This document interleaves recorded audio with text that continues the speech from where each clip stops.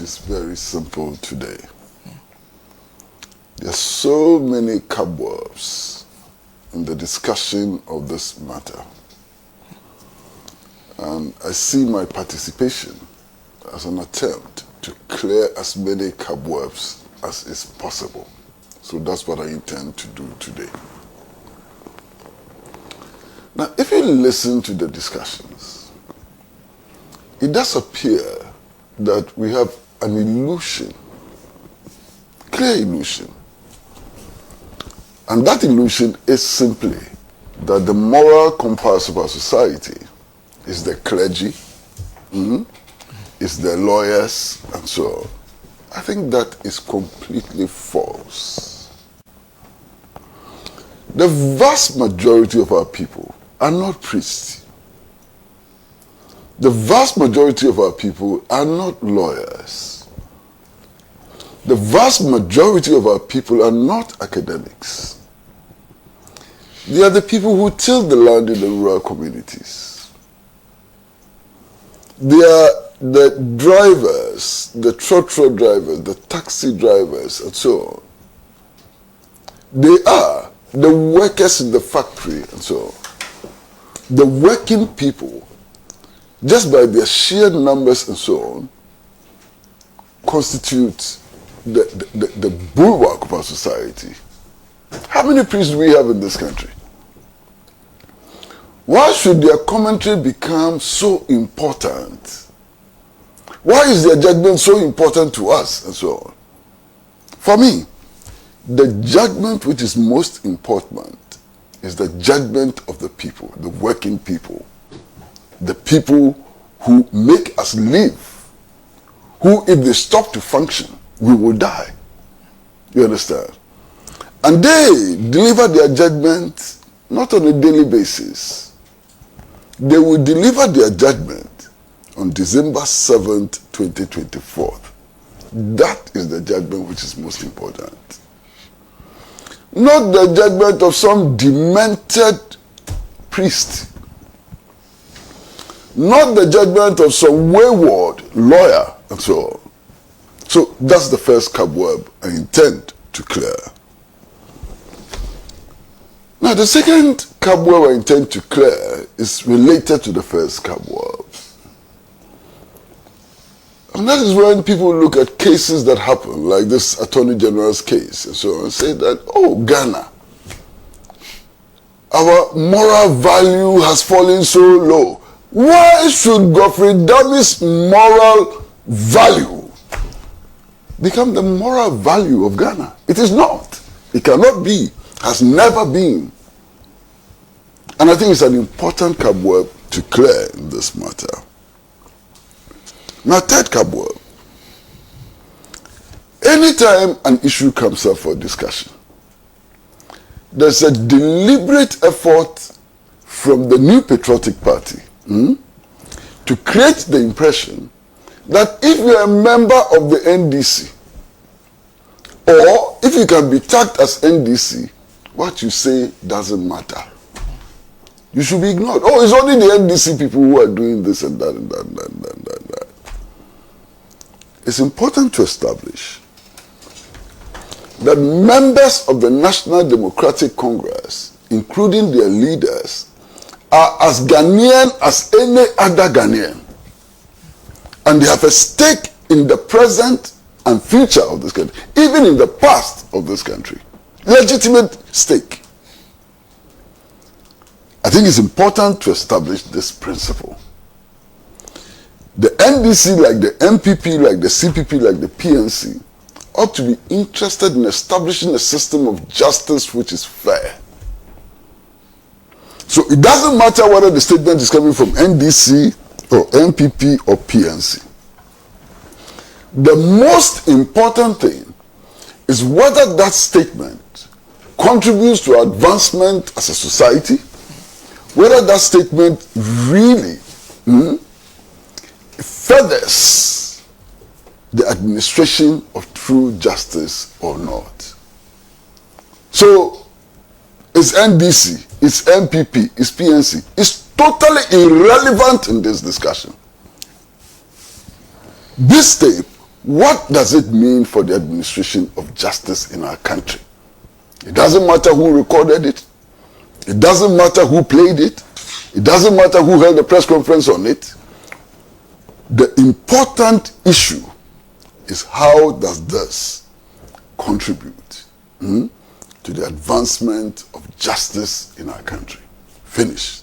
That's third cobweb. Now, the fourth cobweb, and it's an important cobweb which we need to clear fast. It is clear to me that we are all not talking about the same tape recording. Clear. When the NPP held a press conference and spoke about a tape recording, which they claimed was 26 minutes and had been doctored to 16 minutes, they were not referring to the recording of a conversation between the Attorney General and Richard Dakpa, which I'm told happened as far as Richard Dakpa was concerned in his car.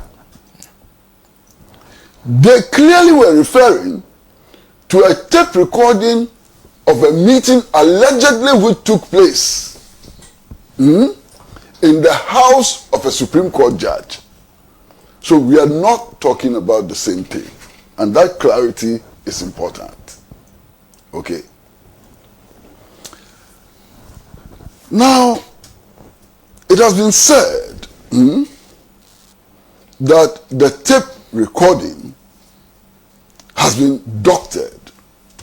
Let us accept that the tape recording has been doctored. Now, if you accept that the tape recording has been doctored, it's an admission that there's a tape recording. Okay? And if you make a bold claim, public claim, that there's a tape recording which has been doctored, the assumption must be that you know of the original tape recording. Because if you don't know of the original tape recording, how do you come to the conclusion that the tape recording has been doctored? Or they have it. So, for those who claim that the tape recording has been doctored, we need to see the original. They need to produce the original. I'm sure it's very clear now. Because without the production of the original, how are we to determine that it has been doctored? That's important. Now, clearly, as Chumbuafo said, even the claim that the tape recording has been doctored is not a claim that the voice on the tape recording is not the voice of the Attorney General. So even if you admit that the tape recording has been doctored, we are still left with the fact or the reasonable assumption that the voice is that of the Attorney General. And what do you hear from the voice? That's the voice which clearly tells an accused person that go get a fake medical report in order to influence judicial proceedings. Is that not worrying? Is that not extremely worrying? Now, there's a point which I'm going to make, and I'm hoping that I'm not misunderstood. And the point is that this discussion cannot be about setting Atu-Fosun free. It cannot be about that. This discussion cannot be about vindicating Richard Dakpa. And so on. It's not about that. This discussion is about the system of justice that we have erected for ourselves.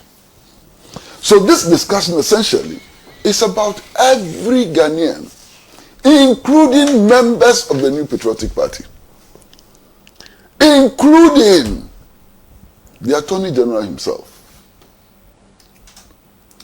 This discussion is about the kind of structures and principles we have erected in order to be able to deliver justice.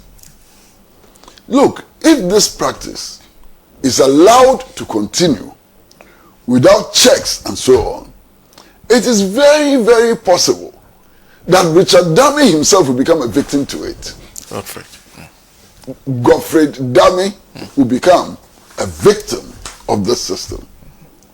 So in raising issues about what appears to be a system, what appears to be a practice and so on, we are also defending the interests of Godfred Dami himself. We are defending the interest of Nana Addo Dankwa Akufo-Addo. We are defending the interest of Stephen Ntim. Because all of them could become victims of this thing which has been created. You understand? So it is from that perspective that we need to have this discussion. Now, I know as a fact, because I've been in police custody many times, the police has taken my what they call caution statement and so on, and I know as a fact that even at the police station, not in court, when the police is taking your caution statement, what the police call caution statement, they remind you of your rights.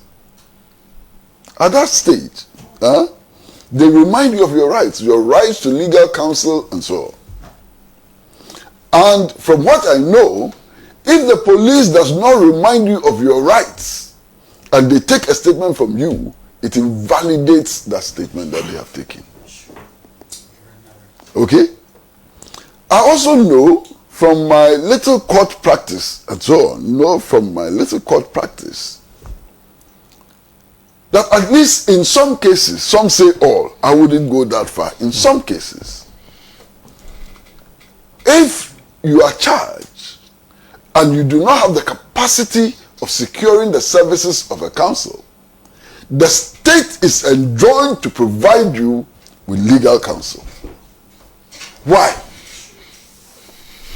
I also know that if you face some charges, you are not even allowed to plead guilty to the charges because of the severity of those charges.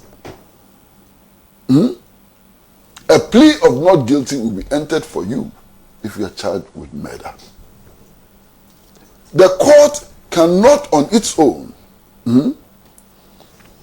decide that you are pleaded guilty, and therefore because you are pleaded guilty in a murder trial, you should be sentenced. Because of the gravity, of the offense and so on. So when I hear on a tape recording, the Attorney General, not a police sergeant who is prosecuting in court, not the Deputy Attorney General, not just any lawyer in the office of the Attorney General, engaging in a substantial conversation with an accused person on a matter before court without notifying him of his rights, constitutional and otherwise, and without the presence of the accused person's counsel, I know there's a problem. A police corporal is not allowed to do that. How then do we allow the Attorney General to do that? And the Attorney General, who is leader of the bar, how do we then allow him to do that? This is one of the many problems. You understand? Now, I've followed this case for some time. And I'm keenly aware of the fact that all of us, even including lawyers on the case, are stopped from making statements which are prejudicial. And I've tried my best, and I'm still trying very hard not to make prejudicial statements. But there is something which is very interesting. The original 3 accused persons have been put before a court for causing financial loss to the state. This is the charge. Now, in trying to substantiate this charge, allegation, whatever it is, the state provided a witness, an expert witness, a witness who actually examined the ambulances and came to the conclusion that the ambulances did not meet the standard. Now, the evidence produced in court, what does that evidence say? Now, what the evidence says is that, 1, you see all the ambulances have the stickers on them, red, gold, and green stickers on them. That those stickers were not properly placed on the ambulances. And that there are air bubbles between the stickers and the body of the ambulance. 1 defect. Yes, go and look at the evidence before the court. Second defect, that the trolleys in the ambulances, the trolleys, are too tall, too short. The trolleys in the ambulance are too short. And because they are too short, if you push the trolleys, it may harm the floor of the ambulance. One other defect, which was in the witness statement, was that the chairs for the medical personnel who will be in the ambulance are not comfortable enough.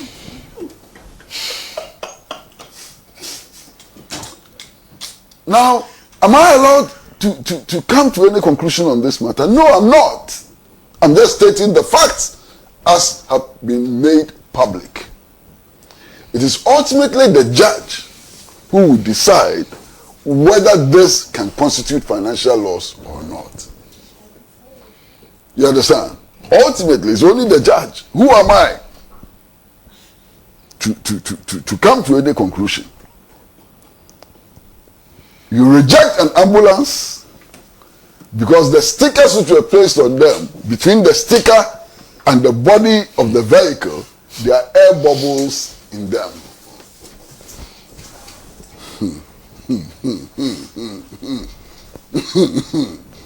Hey, no problem. But let's continue. The other most important thing for me is what I heard on the tape, and I was so stunned. I was really stunned. It's not a figure of speech. I was really stunned when I heard a voice believed to be that of Godfred, telling the 3rd accused person that, don't worry,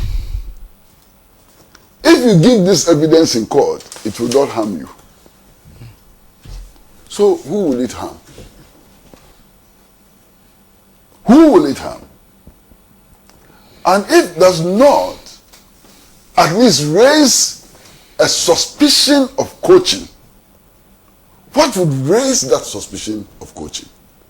If this does not raise a suspicion of coaching, what would raise a suspicion of coaching? You understand? And then there is something else which is utterly shocking. So shocking, it's unbelievable. The voice purported to be that of the Attorney General, or believed to be that of the Attorney General, telling the 3rd accused that, hey, Master, are we sure we are not being recorded? Now, why would the Attorney General be afraid of being recorded if he's doing the right thing? Hey, are you sure we are not being recorded? This is telephone, oh.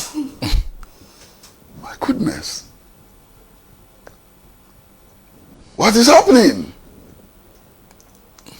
And that for me was so shocking. You understand? So shocking. Now, this call was made early in the morning. Around 7:12, 7:15. That's when the call was made. That's what the call records indicate. And it is unusual. I want anybody to tell me that it is normal to call people at 7:15 in the morning. There must be a certain level of relationships for you to call anybody at 7:15 in the morning. What is that kind of relationship that exists between the Attorney General and an accused person for the Attorney General to be confident enough to call the accused person at 7:15 in the morning or even before then? What is the level of relationship? That's interesting. Now, in that conversation, the accused person constantly, or on a number of occasions, reminds the Attorney General of earlier meetings. And the Attorney General doesn't comment on it. Clearly. He accepts that there had been earlier meetings. Now, Senna, listen to me carefully. Now, the NPP has disclosed that the judge of the Supreme Court, in whose house some of these discussions may have taken place or took place, is Justice Yoni Kunedi. I'm a very good friend. I've known him for a very long time. From the early days when he started practicing law and so on. I've known him. In fact, he calls me uncle. And so on. So that's the level of relationship between me and Yoni Kunedi. And I would do anything for him as a friend. And he knows that. I would do anything for him as a friend. But there are issues of principle which have come up. Now, this case potentially can end up in the Supreme Court. This case, potentially. Because the accused persons have a right of appeal, we should take that matter to the courts of appeal. And after a determination by the Court of Appeal, they can still go to the Supreme Court. So the issue arises, should a Supreme Court judge or Supreme Court judges be involved in discussions in private homes of matters which are likely to come before them? This is a major issue. I won't provide the answer. I will not attempt to provide the answer, but it's a question which is legitimate, which ought to be asked. You understand? Now, we've heard all kinds of stories before about how sometimes cases are discussed outside court before they come before court and so on. This may appear, and I'm choosing my words very carefully, this may appear to confirm or at least put weight on those suspicions which we had earlier. And it should be worrying for all of us. There's another dimension to this case which I haven't heard discussed at all. And it has to do with innocent judges. Innocent judges who are smeared by the practice of lawyers. And it's an important matter. This judge can be an innocent judge sitting on a case, deciding on the merits of the case without political influence. It is possible. It is possible that she is completely innocent. Now, how is this judge supposed to know that the case before her is being discussed by persons appearing before her in private homes without her knowledge. She's not privy to all these discussions in private homes, which would affect the facts before her and the facts upon which she would make a judgment. Don't you pity this judge? So this judge will come to conclusions on the basis of the material facts before her, assuming that that is all that there is to the case, when indeed that is not all that there is to the case. And that even the so-called material evidence before her, which would enable her to make a determination, has been skewed.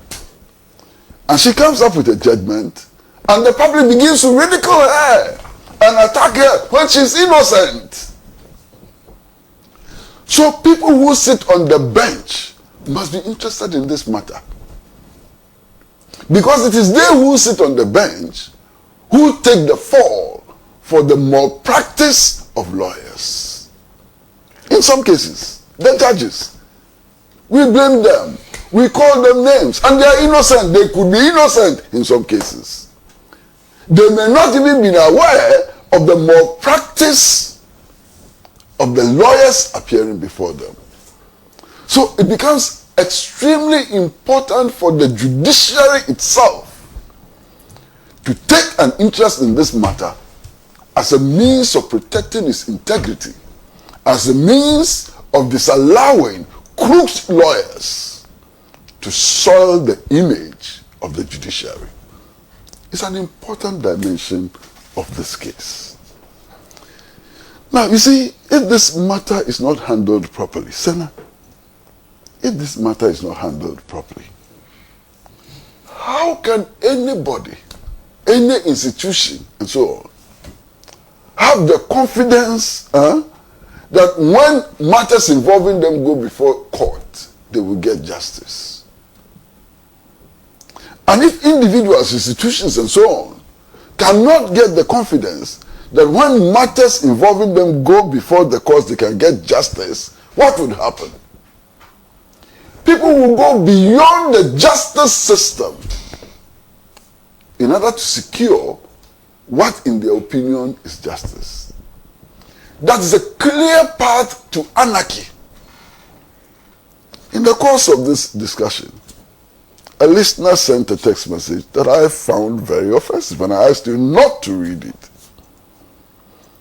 That listener was warning that what happened in the early 80s with some 3 judges and a retired army officer could happen again. I thought it was in bad taste. But you see, when people lose confidence in established processes and institutions and so on, maybe some of these aberrations can happen. Some of these condemnable acts can happen and so on. And that is why this matter involving Godfred what is the name? Odami, needs to be properly investigated. Now, if you're going by law, constitution, and so on, how can this matter be investigated? 1, the body clothed with responsibility for investigating this matter, one of the bodies, is obviously the General Legal Counsel. Okay? The Attorney General is a member of the General Legal Counsel until he has resigned or has been pushed out. Okay? So, herein lies the justification for calling for the immediate resignation of the Attorney General. The call for the resignation of the Attorney General is not because he has been pronounced guilty or because anybody thinks that he has done anything wrong or that even the tape is authentic. The call for the resignation of the Attorney General is premised on the fact that he cannot be a judge in his own court. He is not clothed at this stage with the authority, moral or whatever, to determine the authenticity of the tape and the merits of this matter. And therefore, he needs to clear the way for the General Legal Counsel to be able to perform his constitutional duty. That's all. So when I hear some of these chaps say that, how can you ask him to resign because he has not been proven guilty? The call on him to resign is not because he has been proven guilty. The call on him to resign is that he sits on the body which can determine his guilt or otherwise, which can determine the merits of the case. And that is why it becomes important for him to resign. You understand? Now, there is something else. And I've heard many people ask the Ghana Bar Association to make a statement.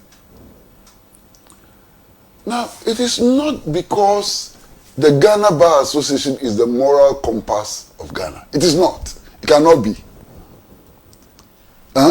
It cannot be the moral compass of Ghana, in any way superior to the Ghana Medical Association. Or to the Engineers and Surveyors Association and so on and so on. I mean, they are all professional associations. The distinction is that the Ghana Bar Association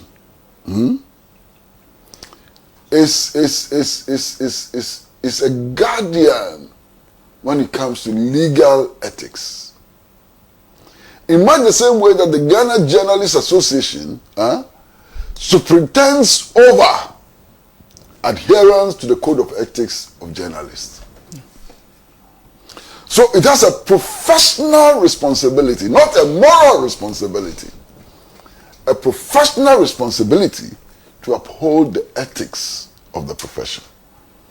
That is why it is absolutely important for us to hear the Ghana Bar Association on this matter. We are now calling on the Ghana Bar Association to make a pronouncement on a political issue, because we know that the Ghana Bar Association has said that it is apolitical and will not be commenting on political issues. That's fine. But when it comes to the ethics of the legal profession, it has a responsibility to make statements on such matters. At least it can provide a roadmap as to how to resolve this issue. It can tell us whether the ethics allow an attorney general to be in this kind of conversation with an accused person.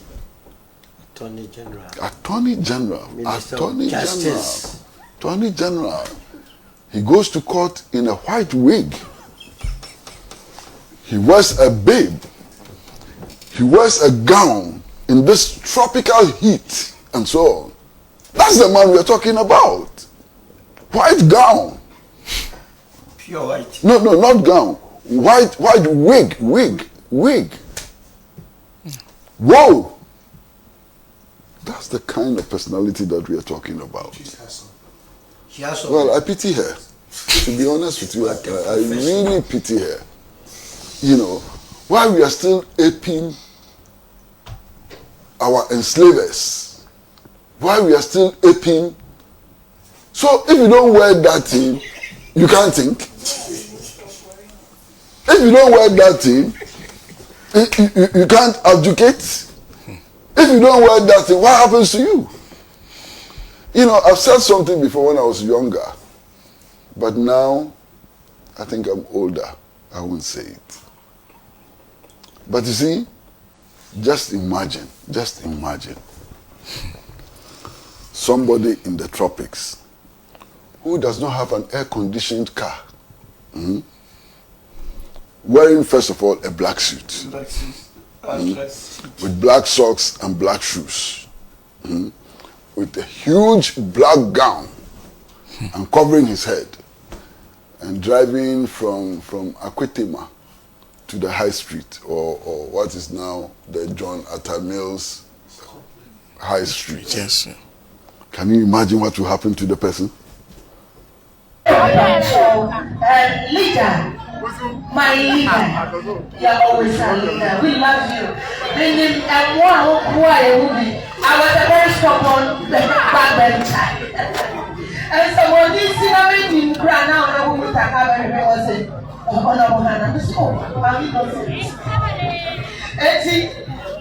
Over here, say, Rob, Babania, my papa to that third room. But no, I can't get that I really identify with. Because I mean, no. Now, back then, I was God, that's nice. One round, I salute you. That was it. And now, one master was I have and then Namia said, and then women swing, your MP, only on our social. Is the he for she, he for he, or your MP. Yes, you. I was not for. One who here, yet General Cassan and NPP, maybe I salute you. Thank you for everything. Well, pro women swing. I was not for. Yeah, it's not so hard. Later, on our social media, Cassan by phone number about your hand. NPP, one of my piano healing. One of the most important part of the party. If you have years, one in here, who know what's from that to hear who you are representing good. Young papa, young penny, and leader, Wakasa people over experience. People will chop one thing of my one of us or over your madam. One of us or water your Kaya, that my NPP will show that the other Abusian from the ceremony. People will show. And now, no, Emma Moahan. Emma Moahan. Emma Moahan. And not for the first time over Ghana, President John Dramani Mahama. What did I want to do Ghana now? Were you or Papa Pediama? Were you or Pessinama? Were you or Papa Nasa? Were you or Papa Woman? Were you or you or Papa what you want to say? Were you or Papa? Friend, but you know power, you never let I got to the Panama, show. You're such a power economy attack. You're 24-hour economy work. 24-hour economy can never see the day. Another light of day. Say, young papa, so soon. One can papa, John Hannah. Learning is a young recognized when not majority, no one a man so say I need to maintain. We are Bama, Becca and your Bama Patrol man, who are you, who are maybe every 2 years. Now, so over beginning. Now, the Papa who the woman was saying, Miss Sammy, I said, Mamma. I was so. When I said the Lord, you have to know, I said, or big in the Papa Mawa. And grow crash. It is already 2 years. Remember when we are settled? Now, when you need I was said, only yet leader in Parliament, Uncle Parliament, and now Uncle Presidency. Let's say, Professor Nana and Ma Lewu. The only way waiting here, I'm waiting here to my daddy said, the prayer to my daddy, Papa John from Mani Mahama. The body down body that has or so. While all that walk, now Papa so back home. Now the woman of your book, and you need I yet, I'm a grand, I can see my parents. Let Papa say, only I have a country with a for. And when I am born in 2024, and then elections. And yet, rescue mission. I was here for a I let me answer. Let them promote you. Let them not take. Let them be their air. And she said, your kindness, Row. When we had what is so good, we need to send the answer. My name was on by myself. Not the people tonight in chain. Nothing and in 2 way. You want to have the better point now. However, the keys on the floor. The better to 2 for our West. It's 2024 elections. Then we can't do it with 2 back. And round later. Major candidates in the control. That's one and the one. Make a time photo so. Only the idea. I don't want to work because of an NPP. I don't And you wouldn't have one candidate, you know. One person, and then no said, and the umbrella, no, the big umbrella, NPP, Achiaman, Akataman, so one of what they put your bagana and your routine and your election. Akotuaba, Psalm 2025. Yeah, in your 165, and I was in the 170 leader. Nine Papa Joe, and the main professor. I can't go now on the apple. I'm sure for the man who makes that is for children. Happy.